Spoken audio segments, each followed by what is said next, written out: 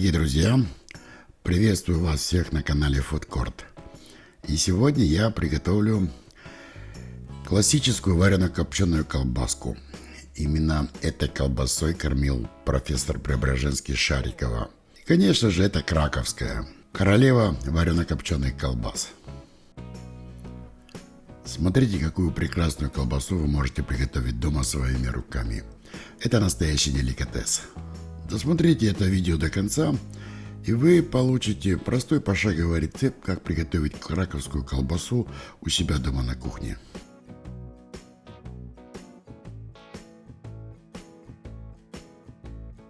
Для приготовления этой колбасы я взял классический рецепт из сборника «Колбасы и мясокопчености», составитель Абрам Григорьевич Конников, издание 1938 года.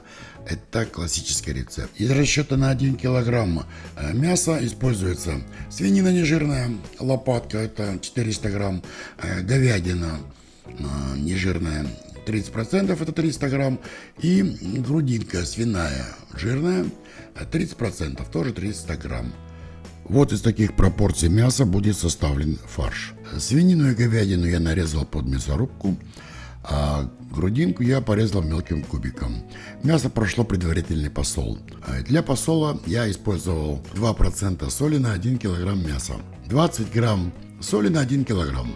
В составе 50% обычная поваренная соль и 50% это нитритная соль с содержанием нитрита натрия 0,6%. Мясо и грудинка у меня солились в холодильнике 72 часа при температуре 2-4 градуса.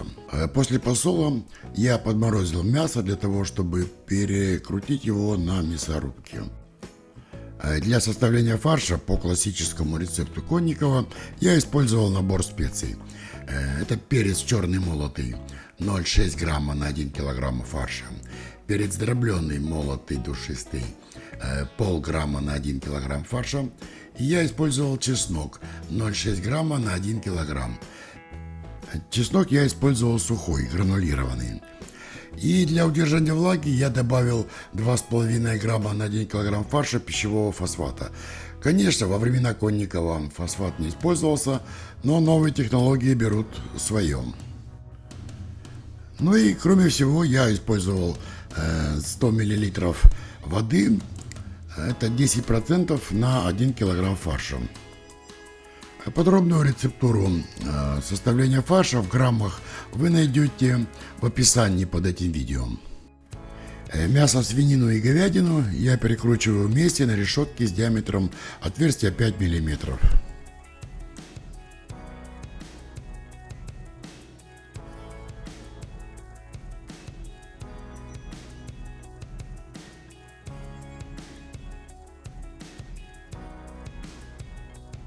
Мясо я перекрутил, оно было подмороженное, очень низкой температуры.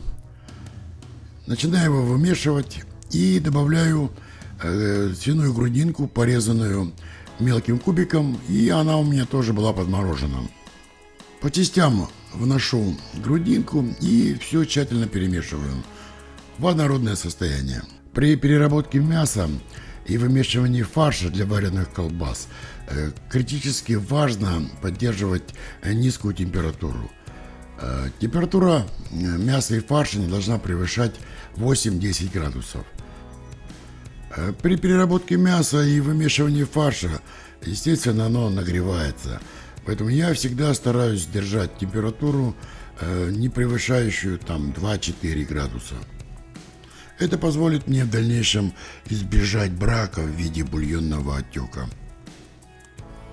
Тщательно смешав свиную грудинку с основным фаршем, я вношу специи. Равномерно их распределяю и продолжаю вымешивать фарш до однородного состояния. Ну а сейчас для того, чтобы довести колбасный фарш краковской до готового состояния, я буду использовать бытовой тестомес. Это планетарный миксер вот с такой насадкой. Я буду вымешивать фарш на средних оборотах 5-7 минут, и при этом я добавлю воду 10% воды от веса фарша. Ледяная вода поможет мне сохранить температуру на низком уровне, то есть в пределах 2-4 градусов.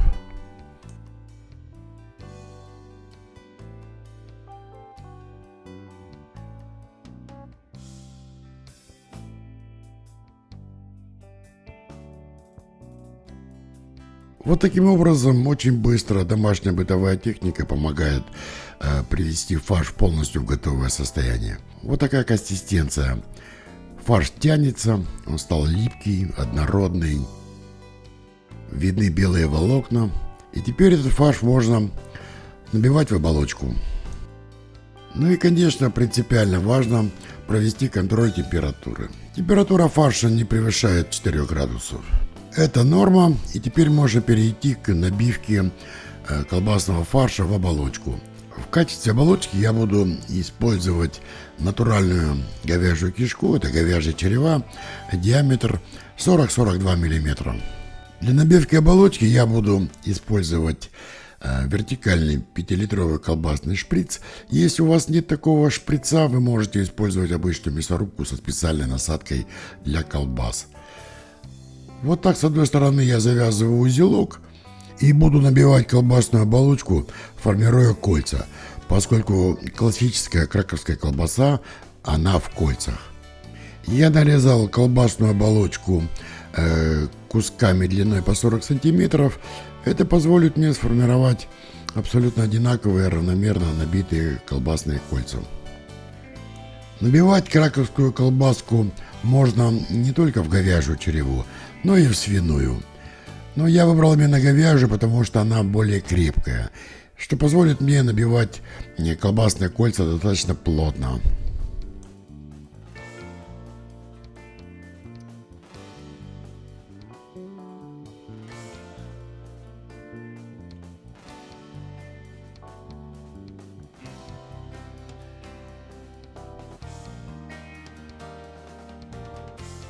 Вот таким образом я формирую колбасные кольца краковской колбасы.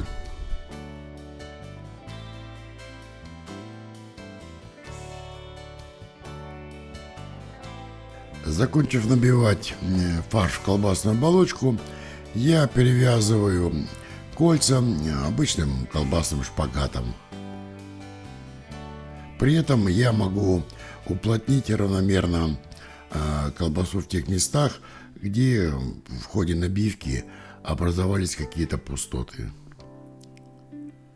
Вот такие прекрасные колечки будущей краковской колбаски у меня получились. Следующий этап приготовления краковской колбасы – это тепловая обработка. После набивки в оболочку колбаса у меня провисела при комнатной температуре 2 часа на отеплении. И теперь я поместил ее в духовку. Первый этап это будет обсушка на температуре 55-60 градусов 30 минут. Затем я подниму температуру на 90 градусов и буду доводить колбасу до температуры 60 градусов внутри кольца. Затем я ставлю в духовку поддон, наливаю кипяток и этап варки. Опускаю температуру на 80 градусов и довожу колбасу до готовности. Температура внутри батона 68-70 градусов. После тепловой обработки я провел резкое охлаждение колбасы в ледяной воде в течение 25-30 минут и отправил колбасу на созревание в холодильник на 12 часов. Затем я провел холодное копчение. Копчение я проводил пассивным дымогенератором ленточного типа «Улитка». Опилки древесные у меня ольха. Фракция опилок 0,1-0,3 мм. Копчение проводил при температуре 26-28 градусов на протяжении 6 часов. Колбаска получилась прекрасная, ароматная. Хорошо лег дым, легкий запах копчения. Вот такую прекрасную колбасу вы можете приготовить у себя дома на кухне своими руками.